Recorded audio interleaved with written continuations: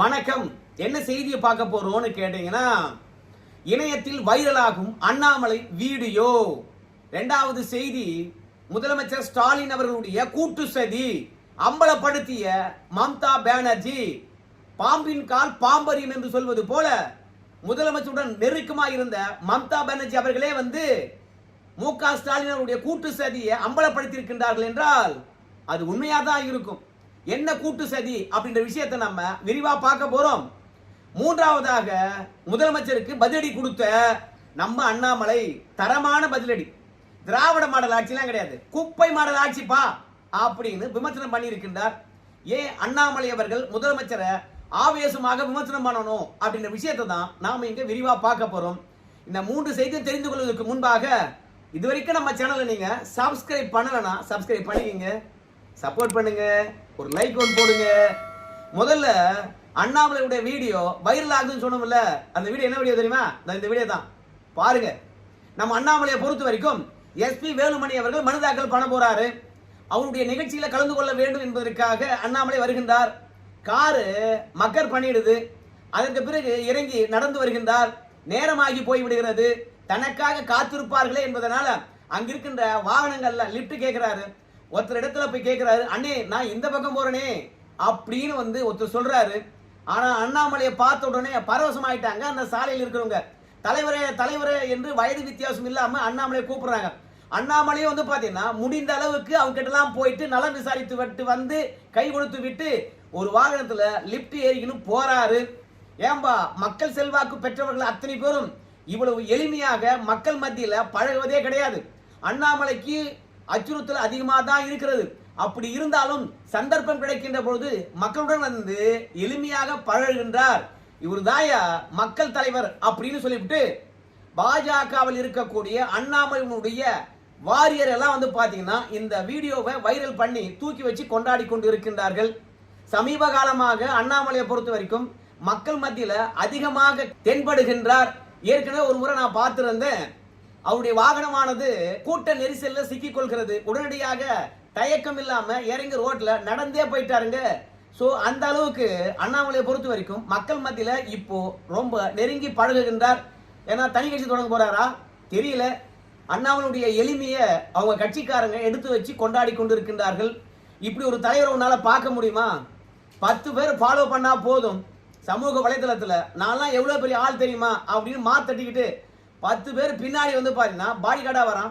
ஆனா நம்ம அண்ணாமலையை பாருங்க, எவ்வளவு இயல்பாக எந்தவித வேறுபாடும் இல்லாம மக்களுடன் மக்களா பாத்தீங்கன்னா லிப்ட் கேட்டு போயிட்டே இருக்காரு பாத்தீங்களா அப்படின்னு சொல்றாங்க. ஸோ அண்ணாமலை நல்ல தலைவர் தான், இல்லைன்னு சொல்லல. எளிமையாக பழகக்கூடியவர் தான், இல்லைன்னு சொல்லல.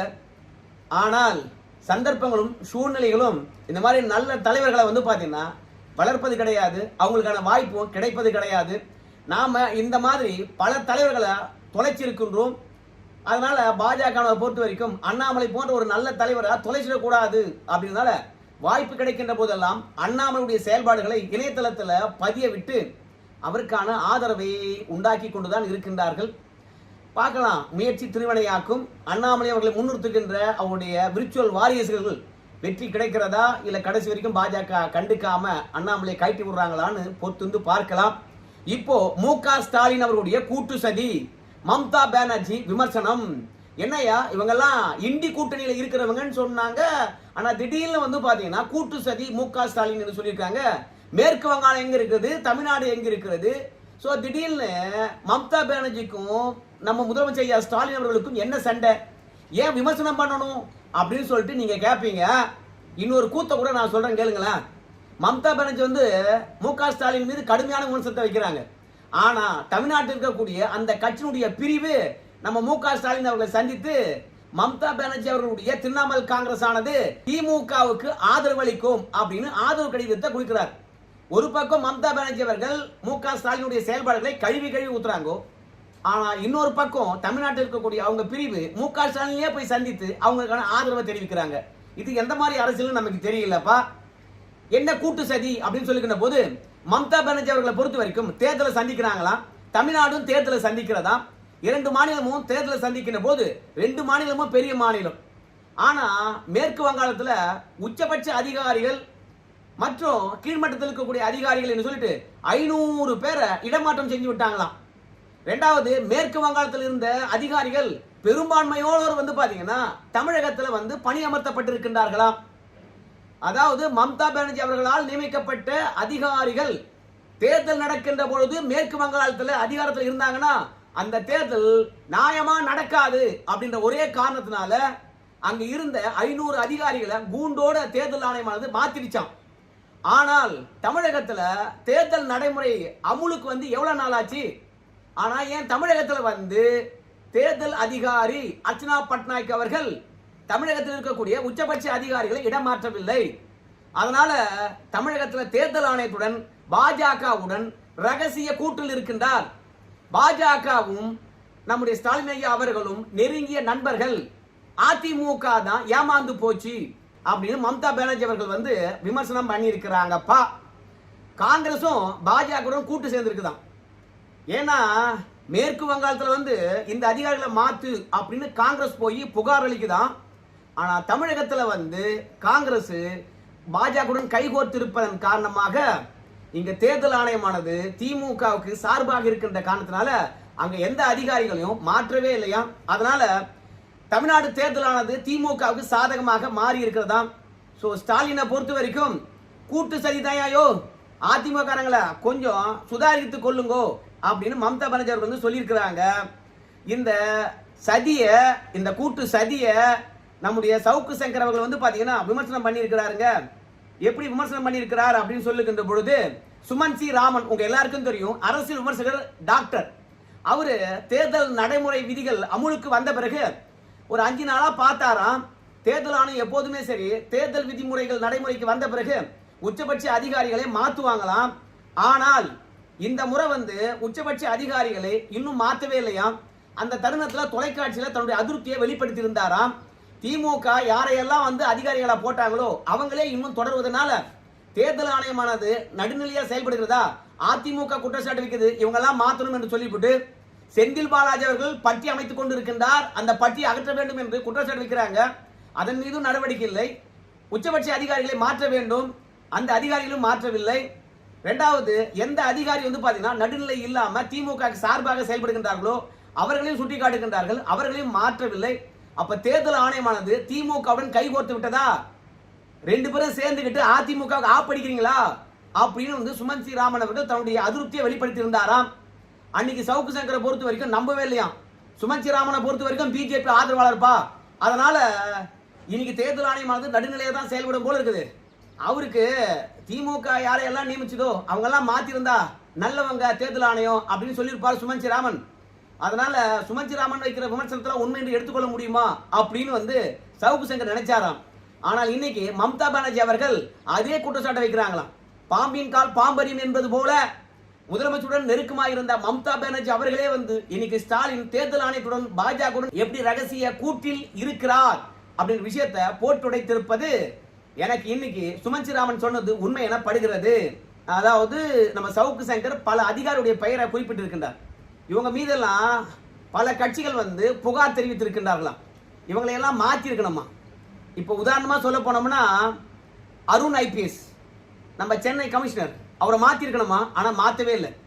அப்புறம் செந்தில் வேலவன் அவரை மாத்திருக்கணுமா, இன்னும் மாத்தவே இல்லையா. அருட் தந்தை அவரை மாத்திருக்கணுமா, மாத்தலையாம். உதயசந்திரன் அவரை மாத்திருக்கணுமா, மாத்தலையாம். உமாநாத் அவரை மாத்திருக்கணுமா, அவங்களையும் மாத்தவே இல்லையா. இவங்கெல்லாம் வந்து பாத்தீங்கன்னா ஒட்டுமொத்த தமிழகத்தையும் கண்ட்ரோல் பண்ணக்கூடிய உச்சபட்ச அதிகாரத்தில் இருக்கிறவங்க. ஸோ இவங்க சொன்னா அதிகாரிகள் வந்து பாத்தீங்கன்னா வேலை பார்க்கணும். ஆனா இன்னைக்கு இவங்களை மாத்தாம தேர்தல் எப்படி நடத்த முடியும்? இன்னொரு சந்தேகத்தையும் நம்முடைய சவுக்கு சங்கர் எழுப்புகின்றார். என்னன்னு பார்க்கும் பொழுது, ஐயா அதிமுக தேர்தல் ஆணையத்தின் மீது குற்றச்சாட்டு வைக்குது. அதோட ஆதவ அர்ஜுனா அவர்கள் கூட தேர்தல் ஆணையத்தின் மீது குற்றச்சாட்டு வைக்கிறாங்க. நாம் தமிழர் கட்சி தேர்தல் ஆணையத்தின் மீது குற்றச்சாட்டு வைக்கிறாங்க. அதிமுக கூட்டணி முழுவதும் தேர்தல் ஆணையத்தின் மீது குற்றச்சாட்டு வைக்கிறாங்க.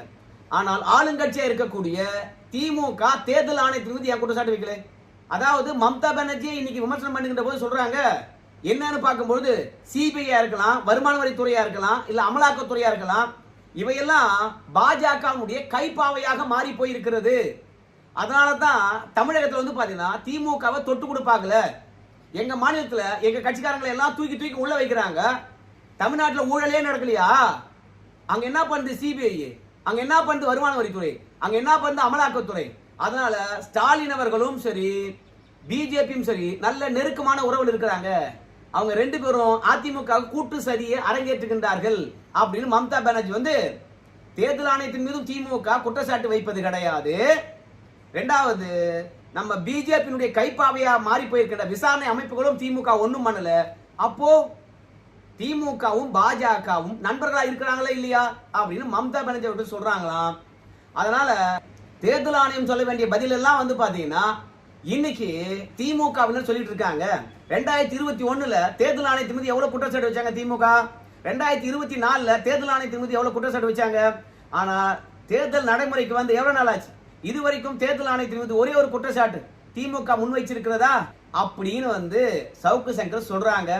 சோ மாற்ற வேண்டிய அதிகாரிகளை ஆரம்பத்திலே மாற்றி இருக்க வேண்டும், ஆனால் மாற்றவில்லை. இப்ப மம்தா பானர்ஜி ஒரு குற்றச்சாட்டு வச்ச பிறகு தமிழகத்துல அதிகாரிகளை மாற்றம் செய்யலாம். ஆனால் அதற்குள்ளாக திமுக என்னென்னவெல்லாம் சாதித்துக் கொள்ள வேண்டுமோ அத்தனையும் சாதித்துக் கொண்டாகி போய்விட்டது. ஒன்னே ஒன்று உதாரணத்துக்கு சொல்றேன். திமுக பொறுத்த வரைக்கும் எல்லா தொகுதிக்கும் கிட்டத்தட்ட 10 கோடியை அனுப்பிவிட்டார்கள். இனிமே தேர்தல் ஆணையமானது களத்துல இறங்கி என்ன பண்ண போகுது? அதனால திமுக இந்த தேர்தலுக்கு என்ன வேலையெல்லாம் செய்யணுமோ எல்லாம் செஞ்சாச்சு. இனிமே அதிகாரிகளை மாற்றி தேர்தல் ஆணையமானது நான் நடுநிலையா தான் இருக்கிறேன் அப்படின்னு தன்னை காட்டிக்கிட்டாலும் பயனில்லை அப்படின்னு தான் மம்தா பானர்ஜி மற்றும் சவுக்கு சங்கருடைய குற்றச்சாட்டு. அண்ணாமலை வந்து பாத்தீங்கன்னா முதலமைச்சருக்கு தக்க பதிலடி கொடுத்துருக்காரு. என்ன அப்படின்னு பார்க்கும்போது நம்ம முதலமைச்சரை பொறுத்த வரைக்கும் என்ன சொல்றாருன்னா, ஏன்பா மிரட்டுவீங்களா, நீங்க பிளாக்மெயில் பண்ணுவீங்களா அப்படின்னு கேட்டிருக்கின்றார். நீங்க அரசியலமைப்பு படி பதவி பிரமாணம் ஏற்றிருக்கீங்க, சத்திய பிரமாணம் ஏற்றிருக்கிறீங்க. ஆனால் எதிர்கட்சி ஆளுகின்ற மாநிலத்தில் வந்து நீங்க மிரட்டுவீங்களா, பிளாக்மெயில் பண்ணுவீங்களா அப்படின்னு கேட்டிருக்கின்றார். யாரை கேட்டிருக்கா தெரியுமா? மகாராஷ்டிரா மாநிலத்துடைய முதலமைச்சராக இருக்கக்கூடிய தேவேந்திர பட்னாவிஸ் அவர்களை பார்த்து கேட்டுக்கிறாருங்க.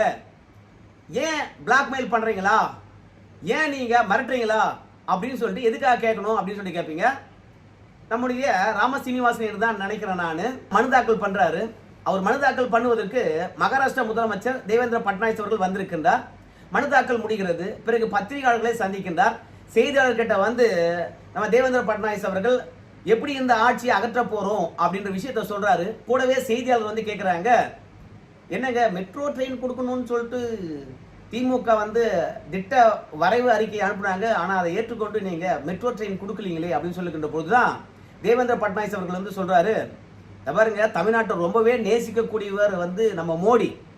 அது மட்டும் இல்ல, தமிழ்நாடு பொறுத்த வரைக்கும் நம்ம மோடியுடைய இதயத்தில் இருக்கிறது. ராம சீனிவாசன் அவர்கள் வந்து பாத்தீங்கன்னா வெற்றி பெற்றார்னு வச்சுங்களேன், கண்டிப்பா நேரடியா போய் மோடி கிட்ட உட்கார்ந்து பேசுவார். நீங்க என்னவெல்லாம் எதிர்பார்க்குறீங்களோ அத்தனையும் கொண்டு வந்து சேர்த்துருவார். அதனால ராம சீனிவாசன் அவர்களை வெற்றி பெற செய்வது உங்க கையில் தான் இருக்கிறது அப்படின்னு வந்து பேசுறாருன்னு வச்சுங்களேன். இப்போ நம்ம முதலமைச்சரை பொறுத்த வரைக்கும் பாஜக எம்எல்ஏவை வெற்றி பெற செய்தால்தான் நீங்க மதுரைக்கு வந்து மெட்ரோ கொடுப்பீங்களா? யாரை வந்து ஏமாத்த பாக்குறீங்க? அது மட்டும் கிடையாது, ஒன்றிய அரசானது எங்க மாநிலத்துக்கு நிதியே கொடுக்கல.